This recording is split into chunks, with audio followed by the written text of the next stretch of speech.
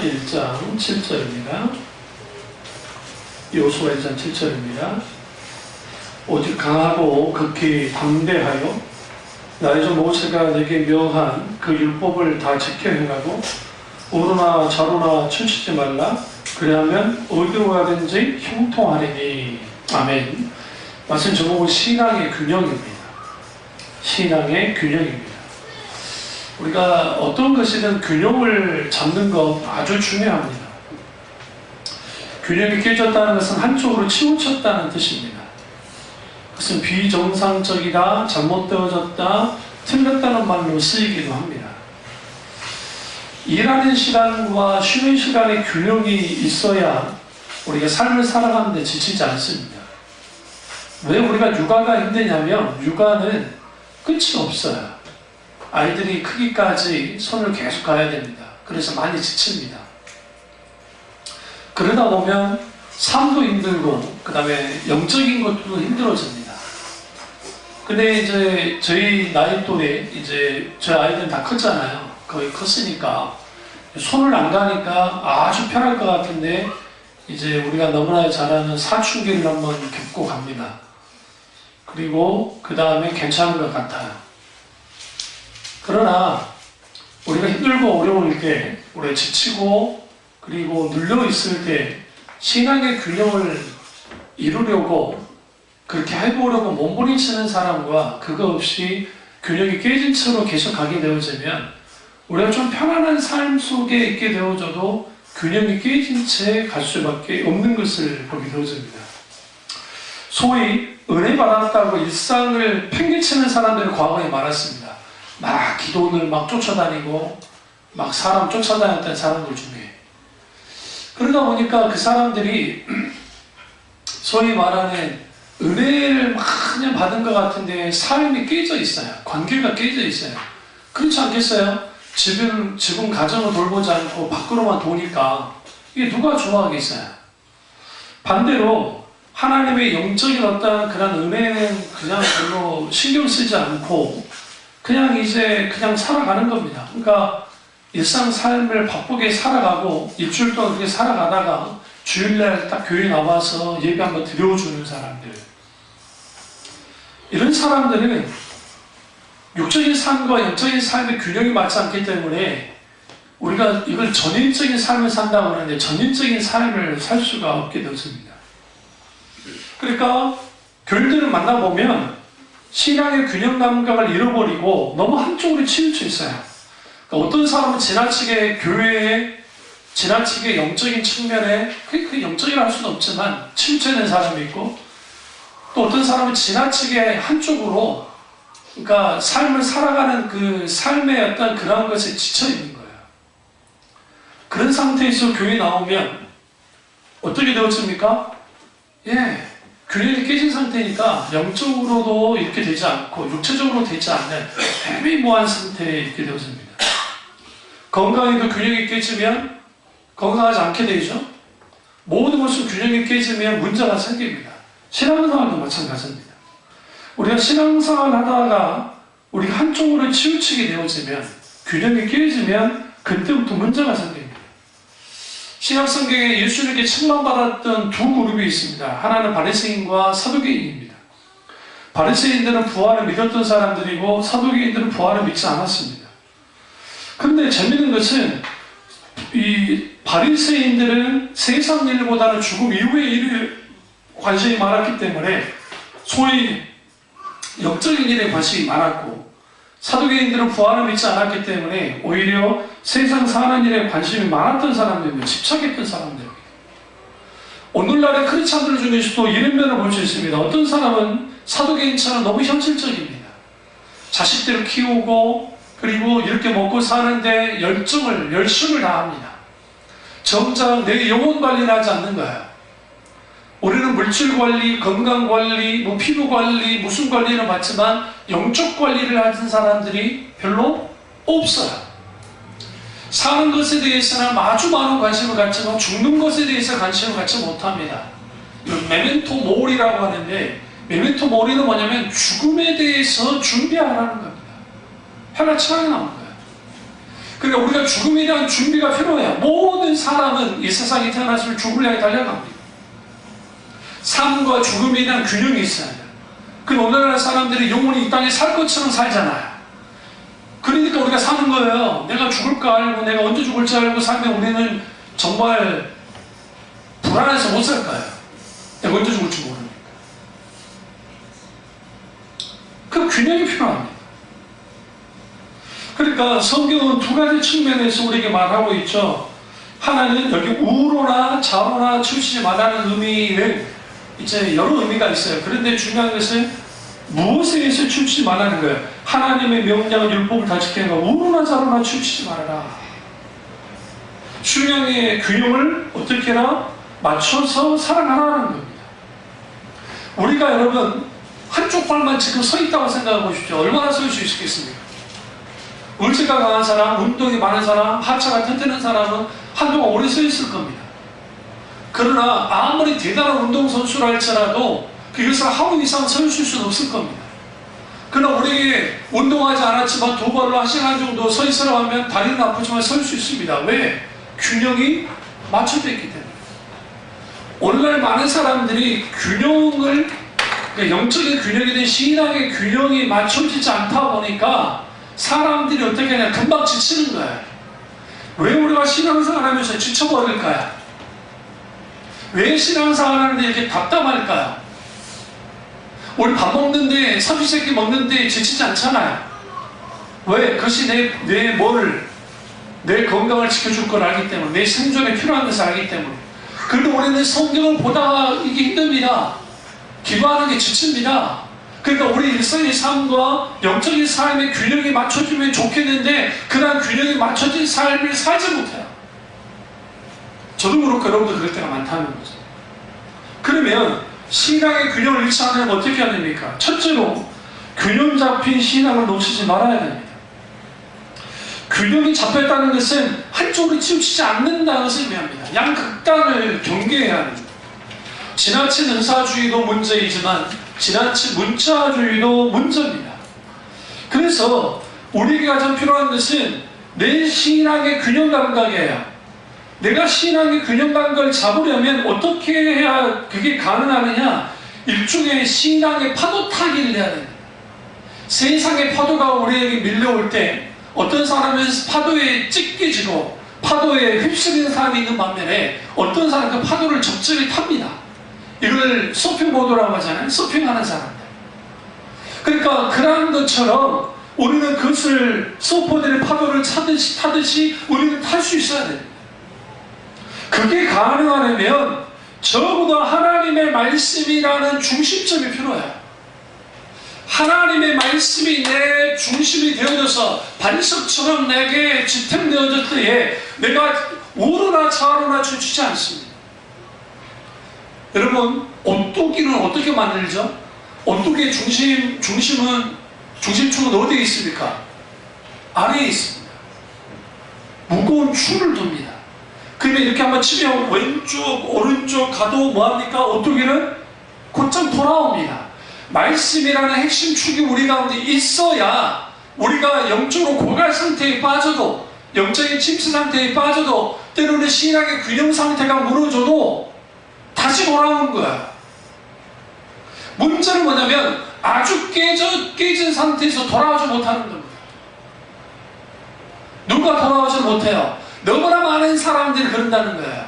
그러니까 우리 생각에 으쌰으쌰 불러불러 하는 사람들의 한계는 딱 3년입니다. 무슨 말이냐면 은혜 받고 막 성령의 역사, 막 무슨 역사, 그게 3년이 거의 대부분 다 떨어져 나가요. 왜냐면 현상, 분위기, 그거 좋아요. 1년 될 때 아주 정말 좋습니다. 2년 되면 좀 무리 있는 것 같습니다. 3년 되어지면 이게 뭐지 금방 익숙해져요. 그러다 보면 신앙의 균형이 깨져 있어요. 왜 깨져 있냐면 살아서 역사하신 하나님의 말씀과 성령의 사역이 조화가 있어야 되는데 무조건 성령의 역사, 체험, 종교적 체험 거기에 휩쓸리다는 건 한쪽은 지나친 문자주예요. 우리가 성경 공부를 열심히 잘해가지고 그 신앙이 선 사람들은 분명히 있습니다. 그래서 그 성경 공부가 매력이 있습니다. 근데 그것도 3년을 버티지 못해요.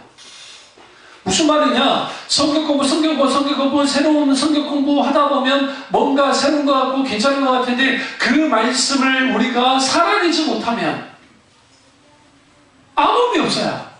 다시 말하면 성령의 강력한 역사가 있을 때에 거기에 열매가 따라 나오지 못하면 아무 의미가 없고, 우리가 아무리 성경 공부를 열심히 해도 거기에 말씀으로 인한 그 순종으로 인한 열매들을 우리가 믿지 못하면 신앙의 균형을 깨져버려요. 한국교회는 신앙의 균형이 깨져 있는 상태로 신앙의 열차가 달리고 있습니다. 너무나 많은 교회들이. 그래서 어떤 교회는 소위 말하는 은사주의, 불로불로 그런 데 한쪽으로 치우쳐 있고, 어떤 교회는 소위 말하는 말씀하면서 말씀으로 치우쳐 있습니다. 둘 다, 양쪽 다 들여다보면 균형이 한쪽으로 치우쳐 있는 거예요. 만약 여러분 교회 또한 지하철이 혹은 열차가 달린다고 생각해 보세요. 서서히 달릴 때는 모르겠지만 속력을 내면 이탈할 겁니다. 그게 부서질 겁니다. 온라인 신앙도 마찬가지예요. 여러분이 신앙생활 하면서 얼마나 나의 신앙의 균형을 맞추려고 있는지를 한번 보셔야 돼요. 물어보죠. 여러분 요즘 기도가 되십니까? 안 되죠. 그래서 왜 안 될까요? 영적으로 우리가 고갈됐으니까 그럴 수 있습니다. 그러니까 오늘 오후에 설교하겠지만 영적인 고갈 상태에 있으면 기도가 안 됩니다. 아니, 기도해야 되는데 안 됩니다. 내가 기도하고 싶은데 그런 마음이 안 듭니다.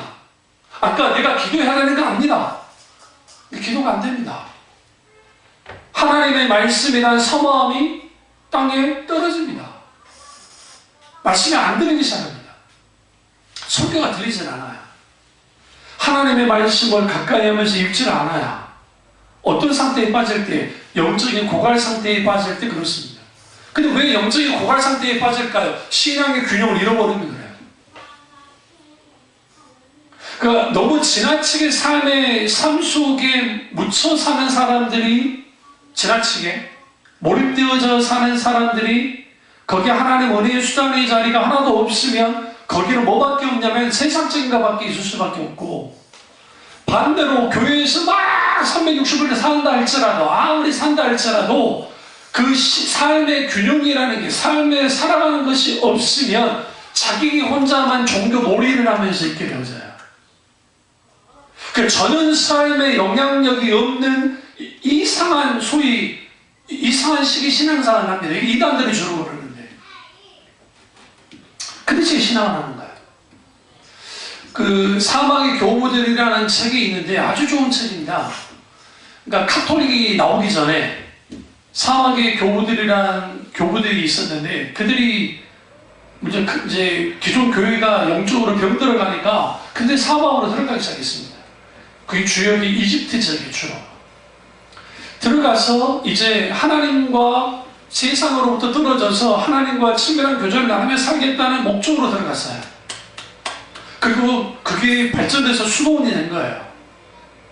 근데 문제가 있어요. 뭐가 문제가 생겼냐면, 하나님과 기도하면서 세상과 단절된 상태에서 그렇게 신앙생활하면 신앙생활 아주 잘하는 것 같은데, 영적으로 문제가 없을 것 같은데 수많은 문제가 생겼고, 그 속에서 수많은 이단들이 나왔어요. 이상할 정도로. 심지어는 자기 그러니까 오리겐이라는 사람은 자기의 그 물건을 잘라버렸어요. 거세했어요. 후에 완전히 타락하고 완전히 그런 사람이 되어버렸습니다. 왜 그러냐면, 신앙에는 하나님을 향한 것과 삶을 살아가는 것의 균형이 분명하게 있어야 돼요. 근데 우리는 그 신앙생활을 할 때에 최우선되어야 될 것은 하나님과의 나와의 관계예요. 여러분이 기도를 못하겠으면 여러분이 죽으시기 직전이라도 하나님 찾으세요. 그냥 내가 죽겠고 힘들고 어려울 때 아버지라는 말이 하란 말이야. 왠지 아십니까? 그 한마디 고백 속에 하나님이 찾아오실 때가 있어요. 아멘. 아유, 정말로요. 오늘날의 사람들이 신앙의 균형을 어떻게 잃어버리냐면, 하나님에 대한 생각을 하루에 몇 번 할까 한번 딱 여러분이 스스로 한번 생각해 보세요. 식사기도 할 때 빼놓고. 우리 애들도 식사기도가 얼마나 웃기냐면, 우리 아들 식사가 엄청나게 빨라요. 이런 감히 써먹겠습니다. 그러다가 맛있는 반찬이 있으면 갑자기 이렇게 돼요. 지가 좋아하는 게 있어요. 우리 하나님 생각 얼마만큼 하고 사시죠? 많이 잊고 사지 않습니까?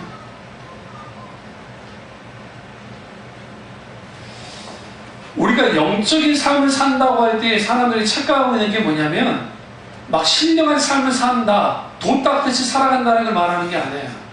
우리 삶에 살아서 역사하신 하나님이 놀라운 역사하는 삶을 같이 살아가는 거예요. 삶 속에서 따로 떨어져 나가는 게 아니에요. 그러니까 여러분이 아이들을 키우고 뭐 직장생활을 하고 기타 등등 어떤 것을 할 때에 그게 나 혼자 감당하는 게 얼마나 힘듭니까? 기꺼이 주는 모셔드려야 돼요. 그래서 여러분이 차로 오갈 때, 여러분 차로 운전하신 다음에 오갈 때 그 순간이라도 찬양이든 뭐든 해야 돼요. 틀어야 돼요. 걸어다니는 게 아주 좋아요. 저 은사 교수님이 뭐 차가 없어서 그런 게 아니라 서울이 집이셨는데 이제 지하철 왔다 갔다 하면 한 50분 걸려요. 이분은 늘 차를 놔두고 다니셨어요. 그러니까 학교에 올 때 차를 가져오지 않아. 집에다 놔둘 뿐이고. 왜 그런가 했더니 교수님 그 말씀 하는 거예요. 연구하다가 너무 많은 부분에서 지칠 때가 있고, 그러니까 연구를 하다 보면 그게 몰입하다 보면 나도 모르게 일이 파헤칠 때가 있다는 거예요. 그때 하는 게 뭐냐, 오가는 길을 딱 한 거의 2시간이요 가까이 걸어갈 때이든 또 차를 탈 때이든 지하철을 탈 때이든 합하면 거의 1시간인데 그 2시간의 시간 속에서 많은 수많은 인파 속에서 하나님을 찾는다는 거예요. 눈뜬 채로 기도하다가 아주 좋은 신앙 양서를 읽다가 그러다가 잠깐 묵상했다가 그리고 사람들과의 어떤 그런 속에서 보다가 하나님 갑자기 감동 주시면 그때 메모를 하고 그 속에서 하나님이 주신 은혜가 있고 그리고 하나님의 음성이 들릴 때에 그것에 대해 어떤 것인지를 묻고 있을 때 그것에 대해 순종하기도 하는 일련의 이런 과정 속에서 신앙의 풍요로움이 거기에 있어요. 무엇으로 버티십니까? 그걸로 버틴다는 거예요. 물론 특별히 떼어나와서 기도하는 시간이 있긴 하지만 적어도 삶이 처한 현장 속에서 짜투리 시간이라도 이용해서 하나님을 찾으려고 하는 그러한 신앙의 소위 경건의 연습이 없으면 우리 신앙은 균형을 잃어버려요. 여러분 생각에 목사님들이 신앙의 소위 그러니까 영적 자원의 고가를 경험하지 못할 거라고 생각하죠. 목사님들이 더 많아요. 신기하네요. 그러니까 여러분 생각에 목사님들은 기도하고 뭐하고 하니까 영적인 침체 별로 없게 아니요. 목사님들의 어떤 통계에 의하면 목사님들의 95% 이상의 영적 침체에 빠져 있단 말이에요. 왠지 아세요? 저같이 교인도 없는 목사는 너무 시간이 많아서 침체에 빠져요. 내가 할 일이 없어. 농담입니다만. 물론 제가 말씀 준비하고 여러 가지 하죠. 하긴 하죠. 저 형만 봐도 아주 바빠요. 그러니까 한 400여 명 되는 교회 목회를 하다 보니까 이게 신방 한번 갔다 오고 갔다 오면 하루가 다 가버려요. 그러면 저기 뭐 사람들 뭐 돌아가신다, 뭐 일이 있다, 아니면 시험된 교인이 있으면 가서 또 상담도 해야 되고, 또 전도도 해야 되고, 사역자로 노예 또 일도 해야 되고, 기타 등등 여러 일들이 많단 말이에요. 그러니까 크게 하다 보면 영적 관리를 못하는 거예요. 그러니까 영적 관리를 못하게 되어지면 신앙의 균형이 현저하게 깨져요. 그러니까 우리는 지금 이거를 어떻게 만들어내냐면 따로 떼어가지고 기도 시간 따로 떼어놓고 말씀 시간 따로 떼어놓고 그렇게 신앙생활 하면 좋죠, 하루에. 근데 현대인들 너무 바쁘단 말이에요. 그거 있을 필요가 있어요. 작은 시간이라도 그러니까 단 10분이라도 내어놓는 시간은 필요해요, 분명하게. 그럼에도 불구하고 그것이 되지 않을 때에 우리는 우리 짜투리 시간 속에서 하나님을 그걸 계속적으로 찾는 게 계속적으로 습관화가 돼야 되고 그게 자연스러운 게 되어야 돼요.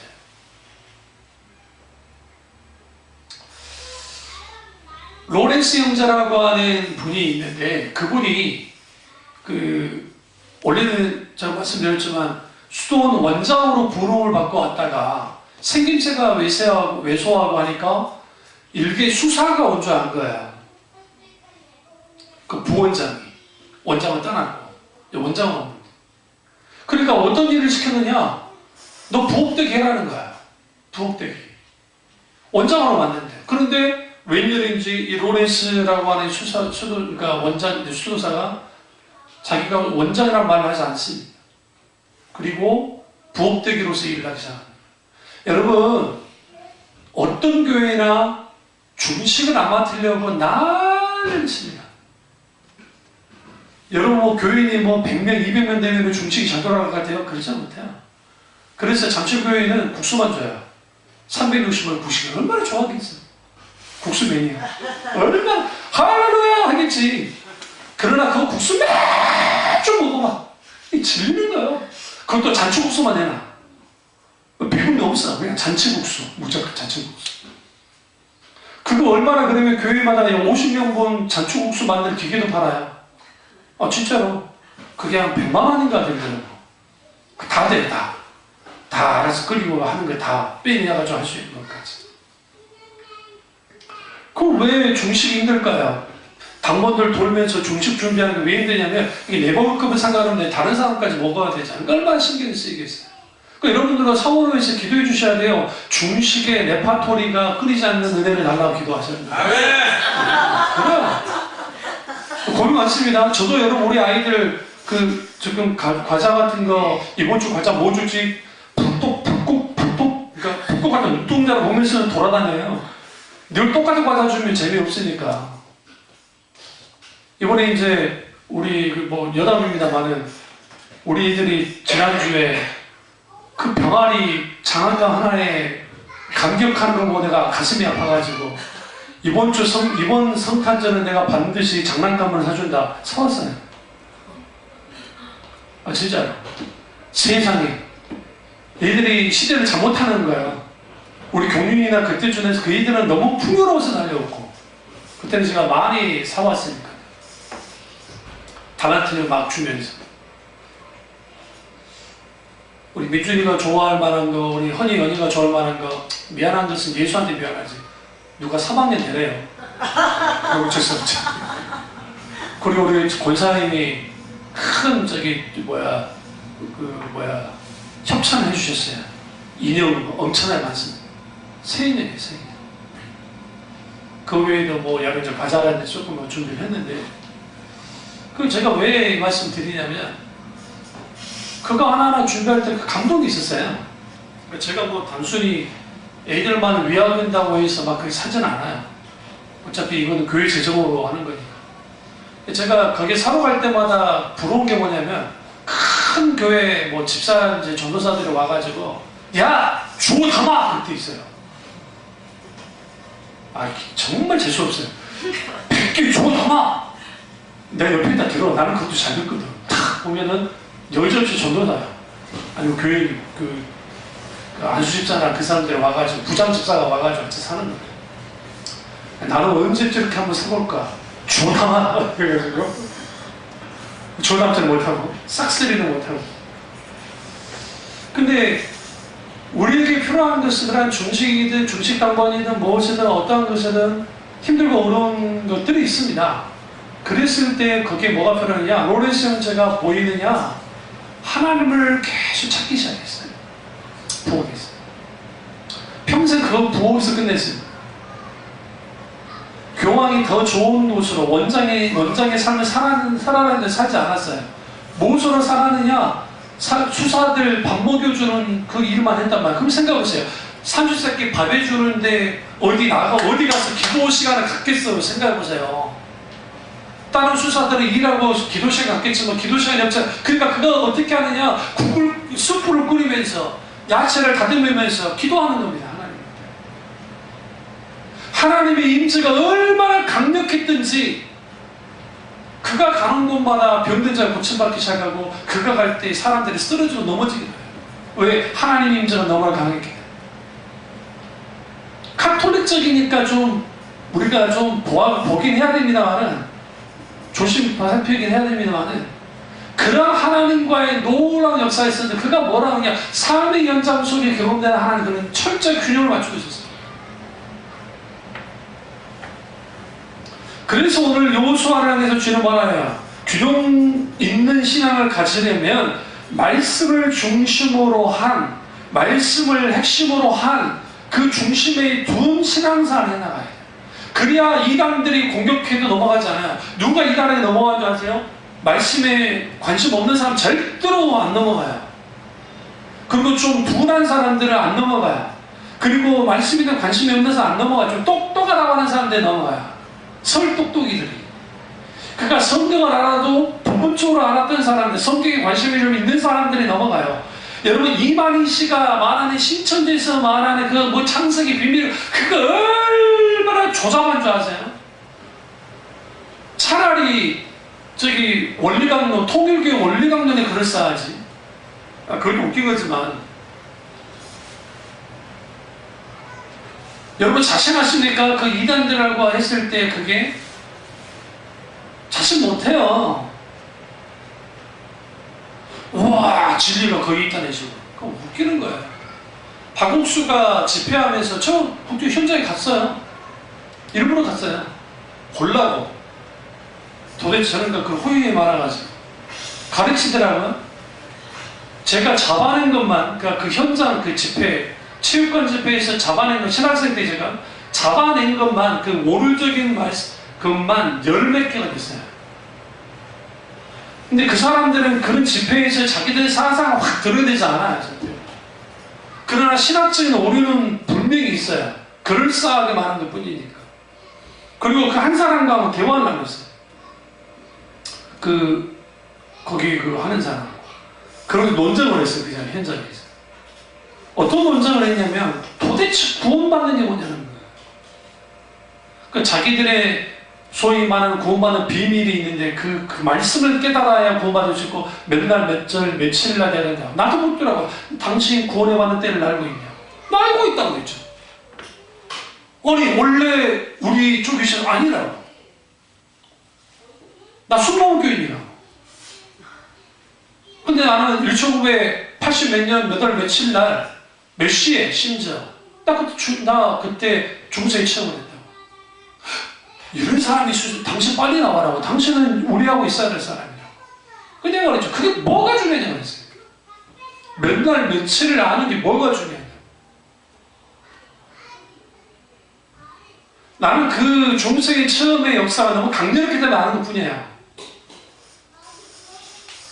말씀으로 찾아오셔서 그 성령의 강력한 역사 속에서 통해와 잡아 회개하고 눈을 감았는데 필름처럼, 정말 살아있는 필름처럼 지나간 나의 죄를 졌던 모든 것들, 거기서 어마어마한 하나님께 회개하고 돌이키고, 예수 그리스도의 십자가가 나의 주 십자가이고, 내가 죽어야 십자가 예수 그리스도 죽었음을 내가 알았고, 내가 지옥에 던져질 뻔했던 내가 구원받았다는 사실에 그 감격의 기쁨이 있었는데,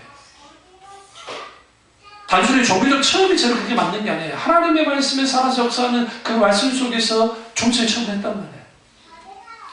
순복음 교인들이 믿음이 좋은 것 같지만 그러지 못하는 가장 근본적 이유가 뭐였냐면, 오늘날은 좀 다르긴 하지만 그들이 체험만 했단 말이에요. 그러니까 구원의 확신이 별로 없어요. 신앙을 많이 잊어버려요. 장로교인들은 그거에 비해서 덜 했어요. 과거에는. 근데 이 사람들이 뜨뜻미지근해요. 왜? 영적 체험하는 적이 거의 없어요. 신앙 체험하는 적이 없어요. 별로. 그러다 보니까 두 개가, 한쪽은 좀 뜨겁고, 너무 뜨겁고, 은사주제는 뜨겁고, 순복음교회뿐만 아니라 한쪽은 너무 차갑단 말이에요. 그게 한국교회를 전체를 지배하고 있어요. 지금요. 이제 많이 좀 삭혀지긴 했지만, 조금씩 삭혀지긴 했지만, 그 신앙의 균형이라는 것이 말씀과 성령의 조화 가운데 있어 균형이 이루어지는데 크게 깨져버린 거예요. 그러면 우리는 신앙의 균형을 이 요소가 아니라 세례 요한을 통해서 우리가 좀 볼 수 있어요. 세례 요한에게 세 가지 신앙의 덕목이 있었습니다. 하나는 열심과 진실과 겸손이었어요. 그는 신앙 열심이 있었어요. 광야에서 낙태 털옷을 입고 복음을 전했던 사람이 누굽니까? 예, 세례 요한입니다. 그 세례 요한은 진실한 사람이었습니다. 안악한 사람을 포기했던 사람입니다. 신앙 열심이 있었던 사람이고, 그는 뜨거웠어요. 광야에서 외쳤던 사람이에요. 그가 스타가 되고 싶은 마음이 전혀 없던 사람입니다. 그리고 그는 결정적으로 겸손한 사람입니다. 예수님의 십계명을 풀기에도 자기는 못하는 사람이라 인정할 만큼 그런 사람이었습니다. 왜 제가 지금 이 세례 요한에 대해서 말하냐면, 우리가 신앙생활을 나갈 때에 적어도 세 가지 덕목이 필요하는데, 그게 뭐냐면 신앙에 대한 열심, 그러니까 하나님을 향한 열심, 그 다음에 진실, 그 다음에 겸손함이에요. 이게 신앙을 지탱시켜줘요. 열심만 있으면 타버려요. 왜? 거기 진실이 없기 때문에. 근데 우리가 열심 없는 진실과 겸손은 의미 없어요. 그러니까 열심과 겸손은 같이 가지 않을 것 같은데 같이 가야만 하고, 그 겸손함이 신앙의 밑바탕에 깔려 있을 때 우리는 적어도 자기 신앙을 막 저부하면서 나는 이렇게 믿음이 좋은 사람이 하지는 않을 거예요. 적어도 내 신앙을 점검해야 될 겁니다. 그러니까 오늘날 우리가 여러분이 자동차를 타실 때 자동차를 정기 점검하듯이 점검하잖아요. 우리 신앙도 정기 점검을 해야 돼요. 점검하지 않으니까 내가 균형추가 어디로 휘었는지를 모르는 거예요. 그러다가 어느 때 알게 되느냐, 신앙의 소위 말하는 그 영적인 침체나 아니면 고갈 상태, 영적인 고갈 상태에 딱 내가 빠졌을 때, 아, 내 신앙이 지금 위기가 왔구나, 문제가 생겼구나 라는 거. 근데 그때는 좀 늦어요. 왜 늦느냐? 여러분 잘 들으세요. 여러분의 신앙의 고갈 상태가 길면 길수록 여러분이 회복되는 기간도 길어져요. 그게 성경의 원리예요. 성경에서 말합니다. 그것을 시편 기자가 가장 말하고 있어요. 그래서 어느 때까지니까 라고 계속 묻잖아요. 하나님 앞에. 언제까지 내가 이렇게 영적으로 눌려 있어야 됩니까? 주님. 근데 그 시편 기자가 왜 그렇게 되느냐? 낭만했기 때문에. 어떤 사람이 신앙생활이 그러니까 영적으로 건강한 사람이냐, 영적으로 침체될 수 있고, 영적으로 넘어질 수도 있고, 영적으로 고갈될 수도 있는데, 빨리 일어나는 거야. 뭐처럼요? 오뚜기처럼. 그는 교우들 되시는 주님을 축원합니다. 정말 그렇게 돼야 돼요. 두 번째로, 신앙의 균형을 유지하려면, 체험과 비움 사이의 균형이 필요합니다. 우리가 우리의 컵이 비워져야 채울 수 있듯이 뭔가가 비워져야 돼요. 이런 점에서 신앙을 명사, 그러니까 그 헬라어로 그 믿음을 피스티스, 이걸 명사형이고 피스추어를 동사형으로 합니다. 오늘날의 교인들은 명사적인 신앙과 그러니까 믿음을 가져요. 명사란 말은 뭐냐면 말 그대로 믿는다. 너 끝나요. 그런데 똑같은 믿음이라는 단어가 이제 이게 동사형이 됐을 때, 형용사가 동사형이 됐을 때에 뭐로 바뀌느냐? 피스추어, 그러니까 피스티스, 믿는다라고 하는 명사인데, 그러니까 믿음이라는 명사인 거예요. 그냥 믿음이라는 명사예요. 그런데 이게 이제 동사적이면 의탁, 그러니까 확신하고 의탁한다.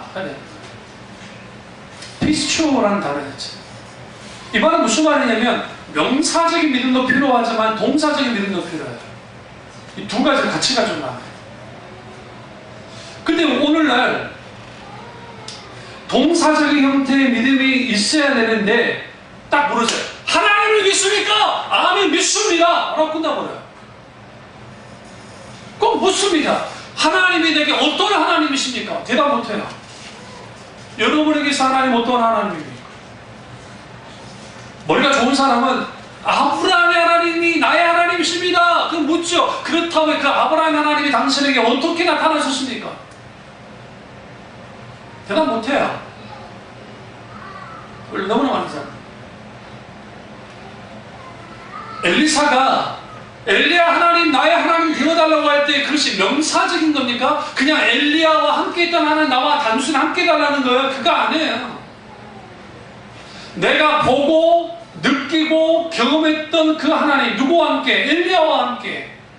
이제는 내게 살아서 역사하는 하나님으로 나타나라는 겁니다. 어떻게? 요단강을 갈라서 행동하시는 하나님으로 나타나라는 거죠.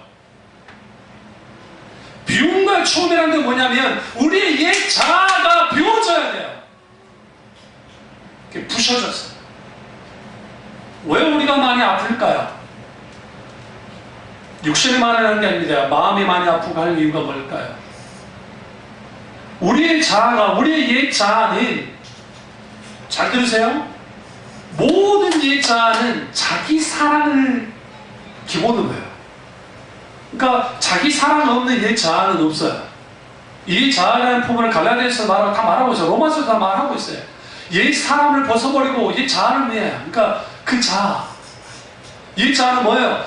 아담과 하와가 타락하고 된 다음에 타락한 그 본질로서의 자아.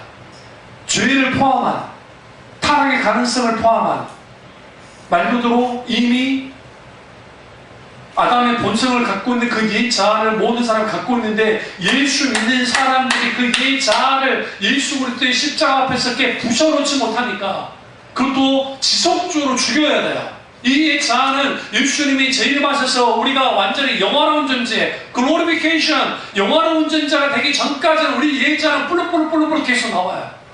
그래서 우리가 은혜를 많이 받았을 때는 우리 옛 자아가 조용해요. 은혜에 눌려있기 때문에. 그런데 은혜가 딱 사라지잖아요? 그러면 옛 우리의 본성들이 다 드러나요. 앞뒤 한번 쳐다보세요. 이제 본성이 드러나고 있는지. 얘 본성이 저 똑같아요.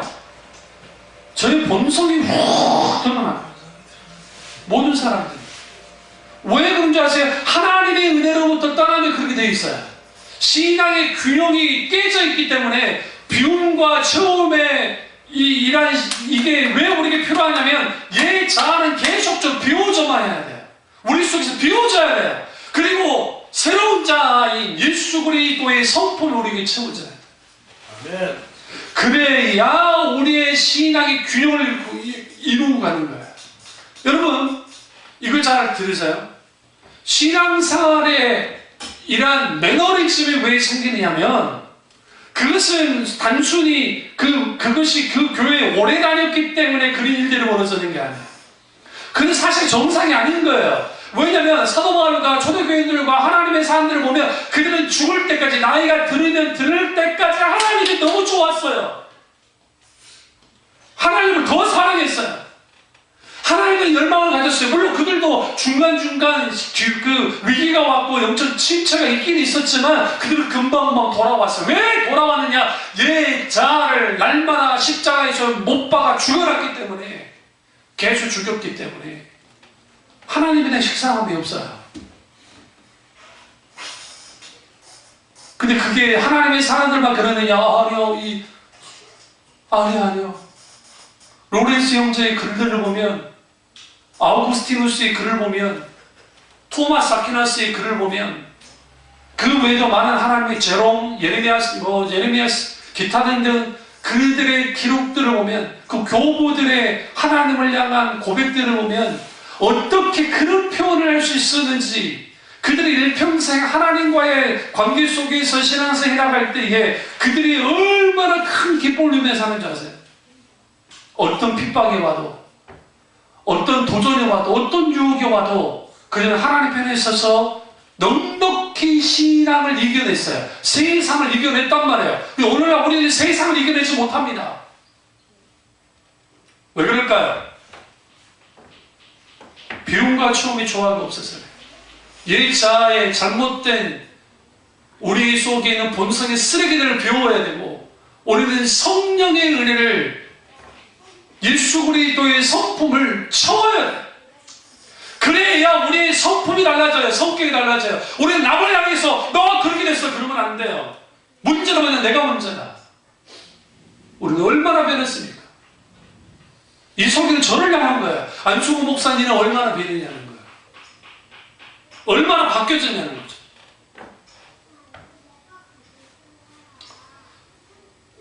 오늘날에 너무나 많은 교회가 적극적인 사고방식으로 체월하는 것을 강조했습니다. 어떻게 채우냐? 하나님의 DNA, 창조적인 DNA, 말하는 능력이 있으니까 야 이제는 그런 것을 채워라는 거야.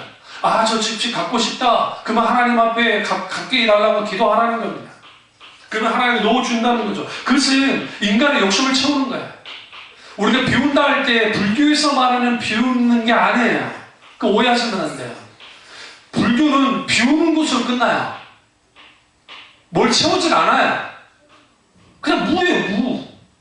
그러니까 더 괴로운 거예요. 정말 스님들 중에 고승들이 계세요. 근데 그분들이 오랫동안 수련을 쌓잖아요. 그 수련한 다음에 그분이 나이가 들었을 때 그분들 그걸 감당을 못해요. 뭘 감당하지 못하냐면 내가 비웠는데 비웠어 이제. 비웠는데 없어요. 아, 비웠으니까 없죠. 그 사람은 뭐예요? 험한 거예요. 험한 거예요. 그래서 불교 주지 스님이셨다가 목사님 되신 분이 계세요. 목사님 되신 분이. 오늘날 오랫동안 이분은 정말 정직하게 정진했던 분이에요. 막 그 일반 스님들처럼 소위 기복주의적인 스님이 아니에요. 진리를 탐구했던 분이에요. 근데 아무것도 없더래요. 어느 날 길을 가는데 전도지를 누가 하나 주더래. 스님한테. 근데 그날따라 거부해야 되는데 받았다네? 그럼 집어였대요, 그냥. 안 보고. 이게 다른 종교 건데 버리기가 미안하다네. 어쨌든. 그래서 그냥 아무 생각 없이 놔뒀다가 이제 절에 와가지고 딱 보는데 나는 길이요 진리요 생명이라는 말씀이었어요. 나는 길이요 진리요 생명이다. 그게 그분의 영혼을 뒤흔들어 보는 거예요. 그게 뭐라고? 나는 길이요 진리요 생명이라고? 아, 나는 이제까지 길과 진리와 생명을 찾아놨는데. 불교는 자기들이 비워봤자 텅텅 비어요. 우리는 비우는 이유가 뭐예요? 예수 그리스도를 채우는 거예요. 얘 자아가 깨뜨려지지 않는 이상, 얘 본성이 깨뜨려지지 않는 우리는 늘 그쪽으로 돌아가요. 계속. 본성을 따라가요. 본성을 따라가면 뭐냐? 영적으로 우리가 균형을 맞춰야 될 것들이 안 맞아져요.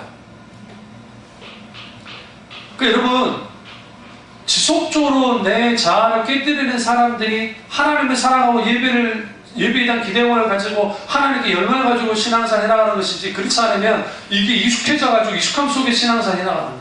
그건 뭐냐? 좀비들이에요. 여러분 교회 좀비들 보셨어요? 주일 11시만 되면 좀비들이 나타나서 교회로 들어가요. 그럴 때 딱 11시 50분이나 12시 되면 좀비들이 나와요. 빨리. 네. 오늘날 그렇게 되어지면 우리가 정말 정직하게 제가 목회를 하지만 하나님이 살아계시지 않는다고 한다면 내가 이 짓을 못 알아가냐고 도대체. 우리 아이들은 제대로 된 그 외출을 해본 적이 없어요. 왜? 대부분이 금요일날 뭐 공연이든 뭐든 대부분 그때 나가기 때문에. 수요일도 그렇고 토요일 말할 것도 없고. 전 토요일은 절대로 움직이지 않기 때문에 오정을 안 해서 않고서 내가 신방 가야 될 일이 않고서는 움직이지 않으니까. 그러니까 그러한 그 좀비들이 왔다 갔다 하듯이 해요. 왜 그러냐면 그들 속에 예수 그리스도의 생명과 예수 그리스도의 성품을 그들 속에서 채워져 본 적이 없는 사람들이 너무 많은 거예요. 왜? 예수 그리스도의 십자가 앞에 죽어져 본 경험을 하지 않았기 때문에. 그 경험이 없는 사람들은 예수 그리스도의 은혜를 채우는 것들에 불과합니다. 이게 문제예요. 이게. 세 번째는 신앙생활에는 상승과 하강의 작용의 균형을 이루어야 됩니다. 이게 제가 만드는 용어인데 상승작용과 하강작용의 균형이 있어요. 하나님을 향해서 올라가는 상승작용이 있습니다. 그리고 하나님께서 우리에게 내려주시는 하강작용이 있습니다. 그러면 가장 먼저는 뭐냐면 하나님이 먼저 우리에게 은혜를 내려주셔야 돼요. 하강작용이 있습니다. 신앙의 하강작용은 뭐냐면 하나님께서 우리에게 마땅히 우리에게 은혜 주시기를 주님이 원하시고 실제 은혜 베풀어 주세요. 그런데 아무리 하나님의 은혜를 베풀어 주셔도 우리가 그 하나님의 은혜를 구하지 않으면 절대로 우리 은혜가 주시지 않아요. 이번 주간에 제가 열쇠를 잃어버린 줄 알고 아주 생쇼를 했습니다. 그런 생각이 드는 거예요. 만약에 여러분 집에 금괴가 있었는데 금괴를 혹시라도 은인도 못 믿겠고 누구도 못 믿을 것 같아서 집에다가 여러분만 아는 데다가 몰래 숨겨뒀다가 만약에 가정합시다. 만약에 금괴 생각만 해도 기쁘죠? 금괴 7천만 원짜리 응? 그걸 한 개도 아니고 10개를 숨겼다가 합시다. 내가 잘 숨겼는데 까먹었다 생각하세요. 만약에 내가 어디다 둘지를 몰라. 주변을 탈탈 털어가지고 막 다 찾았는데 못 찾았어요. 그러면 그 금괴 누구 겁니까? 내 겁니까? 만약에 그 금괴를 못 찾았다면 분명히 그건 내 거였는데. 무슨 말씀 드리는지 아세요? 영적 태가 열려본 사람들은, 그러니까 성령의 기름 부음과 임재를 경험한 사람들은 그 spiritual resource, 영적 자원을 갖고 있는 사람들이에요. 내게 영적 자원이 있었어요. 근데 이걸 잘 놔뒀어요. 근데 분명히 지금 있어요. 그러니까 이게 있어요. 근데 내가 못 찾아요. 그럼 그게 누구 거냐고. 그게 내 게 아니에요. 내 게 아니에요. 그럼 누구 것도 아니에요. 찾은 사람이 임자겠죠. 참미초등학교 교우들이 하나 아쉬운 게 뭐냐면 신앙의 본질 가운데 있는 설교 그리고 하나님의 놀라운 임재와 성령의 기름 부음과 그런 것들을 경험했던 사람들이 대부분 있잖아요. 그러면 그 속에서 이미 스피리추얼이 있어서 영적 자원을 경험한 적이 있고 실제로 있어요. 근데 문제는 뭐냐면 그 자원을 내가 어디에다 놔둔지 몰라요. 왜? 관리하지 않았기 때문에. 관리하지 않았기 때문에. 마치 우리에게 가장 중요한 것을 다이아 반지를 내가 어디다가 잘 놔두려 동남에 훔쳐갈까봐 잘 놔뒀는데 내가 못 찾았어. 그 다이아 반지 누구 거냐고 도대체. 내 겁니까? 아니요. 잃어버린 거죠. 우리의 영적 자원들을 잃어버린 거야. 잃어버리니까 뭐가 안 되어지냐면 하나님을 향한 하강작용이 일어나지 않는 거예요. 왜요? 잃어버렸는데 잃어버린 걸 회복시켜달라 기도하지 않으니까요. 제가 기도 사역하다가 기름 부음을 회복시켜달라는 기도를 하게 할 때가 있죠. 왜 그렇습니까? 우리에게 기름 부음이 무너져 있기 때문에, 쏟아져 있기 때문에. 신앙에는 그렇기 때문에 신앙의 상승작용과 하강작용이 있는데 상승작용이 있어야 되는데 하나님께 대하여 찾는 게 필요해요. 구하는 게 필요해요. 동시에 하나님 은혜를 베풀어 주셔야 돼요. 이 두 개의 균형이 있어야 신앙의 균형이 맞춰져요. 소위 신앙의 본질에 속한 교회라는 교인들이 아주 약삭빠른 교인들인데 그게 뭐냐면 하나님이 알아서 다 해주신대요. 그러니까 신앙의 수단도 제대로 하지 않아요. 은혜의 수단도. 그게 가장 악한 존재들이에요. 알면서 안 하기 때문에. 하나님께 대하여 우리는 뭐가 필요합니까? 예, 우리가 하나님께 대하여 하나님의 은혜를 구하는 그러한 신앙의 상승작용들이 있어야 돼요. 근데 재밌는 것은 모든 사랑에는 내리 사랑이 강하잖아요. 부모가 자식보다 부모가 자식을 더 사랑하듯이 하나님 나를 더 사랑해줘요. 그러면 적어도 우리가 하나님 은혜를 받는다는 거 생각보다 쉽습니다. 내가 뭔가 잘해서 은혜 주시는 건 아니에요. 다만 구하라 그러면 주실 것이라 했잖아요. 주님이 구하는 자 주신 것. 내가 구하는 자에게 좋은 것을 주신다는 말씀이 뭐예요? 성령 주신다. 누가복음에서 말하잖아요. 마태복음에서 말하는 것 달리.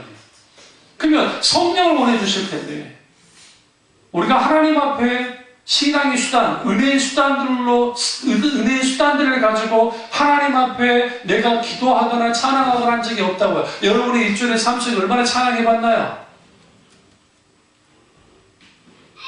이따가 동영상 하나 볼게요. 이제 오후 예배 시작 전에 한번 동영상 보고 한번 제가 하겠습니다만은,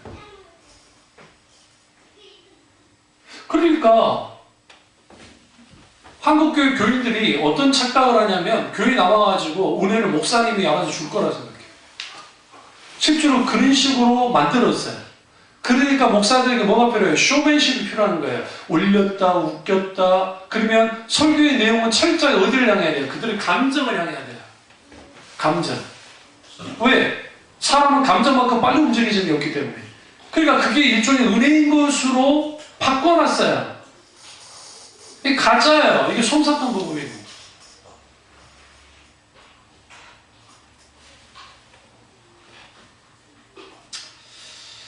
그러면 우리가 죄에는 항상 가해자와 피해자가 있는데, 하나님은 은혜만을 강조하는 신앙의 하강조경만 강조하면 우리가 그 미랑이라는 그 영화처럼 그런 사람이 되어버려요.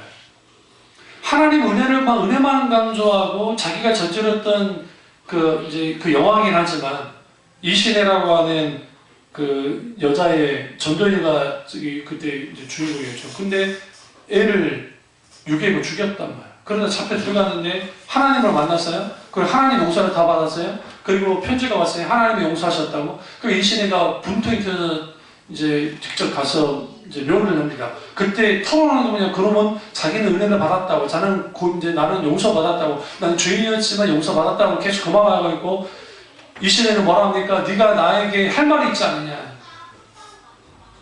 잘못했다는 거, 용서해달라는 거. 적어도 네가 내 용서를 구하고 용서를 받아야 되는데, 근데 그게 오늘날의 기독교예요. 오늘날 뭐냐면, 관계 문제 생겼는데, 형제 자매들 친구들 관계 문제가 생겼는데, 하나님 나 용서해줘서 그걸 끝나버려요.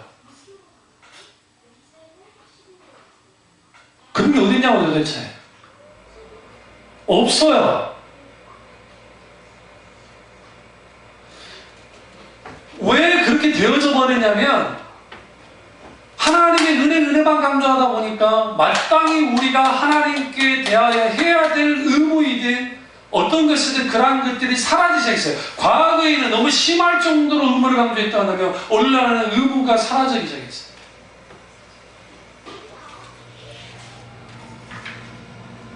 신앙의 상승작용이 반드시 우리에게 있어야 되고, 이 두 가지 균형이 필요해요.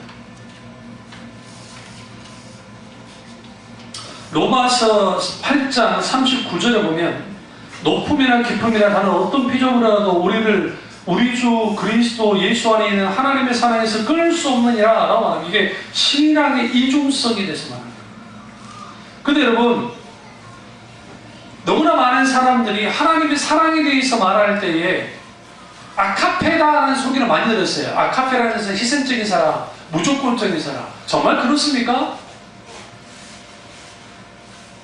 이 사람들은 히브리어를 보지 못해서 그래요. 히브리어의 사랑과 관계된 단어가 뭐냐? 히브리어로 헤세드. 그리고 우리 성경은 인자라고 표현했어요. 그런데 구약이든 신약이든 동시적으로 하나님의 사랑은 이중성을 갖고 있어요. 하나는 아가페적인 희생적인 사랑이 있어요. 그러니까 그는 뭐냐면 위로부터 밑으로 내려오는 사랑이에요. 제가 수요일날 설교인가요? 나의 되신 여호와여 내가 주를 사랑하나이다 할 때에 다윗이 하나님을 향해서 사랑합니다라는 그 히브리어 단어가 라함이에요. 라함은 뭐냐면 엄마의 자궁을 의미해요. 근데 그 라함적인 사랑은 하나님만이 하는 사랑이에요. 근데 다윗이 내가 하나님이 나를 사랑하는 것처럼 똑같이 나도 하나님을 사랑합니다라는 고백이 성경 유일하게 나와요. 라함이라는 단어를 통해 있어요. 그런데 그 단어의 형태가 뭐냐? 에로스적이에요. 무슨 말이냐? 성경은 하나님의 사랑을 에로스와 아카페 둘 다를 같이 가지고 나가요. 하나님의 무조건적인 사랑도 있지만 마치 남녀가 사랑하듯이 그런 사랑의 관계에 대해서만 합니다. 실제로 하나님이 그런다는 게 아니라 그런 관계로서 말씀을 하시는 거예요. 실제로 하나님의 행동으로 사랑을 보이셨어요. 십자가 죽으셨어요. 우리도 똑같아요. 말은 내가 하나님의 아카페적인 사랑을 합니다 라고 할지 모르지만 내가 정말 내 삶의 현장에서 하나님의 사랑하는 것이 분명하게 있어야 된다고, 드러나야 된다고요. 그게 교회의 사랑함으로, 그것이 영혼 구원에 대한 구력의 열정에 대한 것으로, 그것이 하나님께 대한 영광을 드리는 것으로, 예배이든 찬양이든 기도이든 봉사이든 어떤 것이든 실제적인 남녀와의 관계 속에 있는 사랑처럼 하나님께 대한 그 사랑을 보여드려야 된단 말이에요. 이 두 개의 사랑이 없으면 하나님 사랑도 아니에요. 여러분 하나님 사랑하십니까? 아멘 합니다. 그렇게 하면 하나님 향해서 여러분들이 무엇을 지금 드릴 수 있습니까? 여러분이 드릴 수 있는, 여러분이 가장 귀하게 여기고 친숙히 여기고 좋게 여기고 가장 최고의 여긴 것을 드릴 수 없다고 한다면 여러분은 저도 마찬가지고 하나님을 사랑하는 것이 아니에요.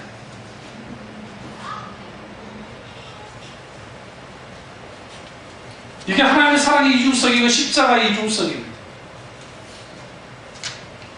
예수 그리스도의 십자가는 하나님께서 달려야만 하는 십자가였고, 예수 그리스도의 십자가는 내가 달려야 되는 십자가예요. 다시 말하면 하나님이라는 십자가에 내가 달리는 십자가가 되어질 때 그 십자가가 나의 십자가가 되어져요. 우리의 십자가가 되는 거예요. 그 신앙을 가질 때 신앙의 균형이 이루어져 있어요. 한국교회가 믿음으로 구원받는다라고 하는 그 교리를 과도하게 해석하고 과도하게 몰아붙여서 무슨 일을 벌어졌느냐? 여러분 구원파나 다를 밖에 없게 김소연 교수님 말했던 것처럼 한국교회 교인의 70에서 80%의 구원관이 구원파와 다를 바 없다 했어요.